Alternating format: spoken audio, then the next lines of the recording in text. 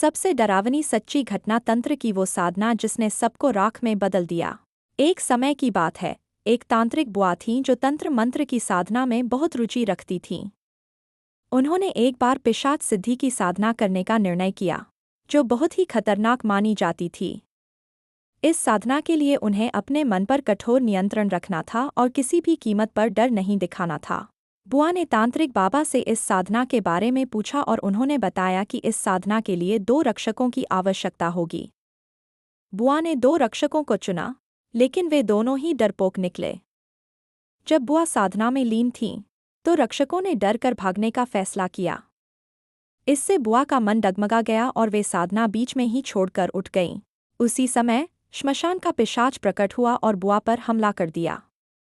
बुआ की उसी समय मृत्यु हो गई। अगले दिन लोगों ने देखा कि बुआ की लाश जमीन पर पड़ी थी और उनके आसपास की हर चीज राख में बदल गई थी। यह एक भयानक और रहस्यमयी घटना थी जिसने सबको डरा दिया।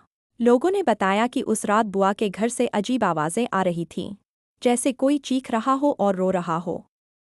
लोगों ने पुलिस को खबर की और पुलिस ने जांच शुरू की। जांच में पता चला कि बुआ ने पिशाच सिद्धि की साधना की थी, जो बहुत ही खतरनाक है। इस घटना के बाद लोगों ने तंत्र मंत्र की साधना करने से डरना शुरू कर दिया। लोगों ने बताया कि बुआ की आत्मा आज भी उस घर में भटकती है और कभी-कभी लोगों को दिखाई देती है।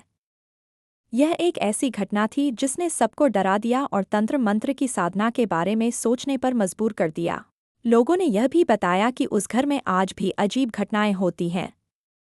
कभी-कभी लोगों को रात में दरवाजे खुलने और बंद होने की आवाजें सुनाई देती हैं।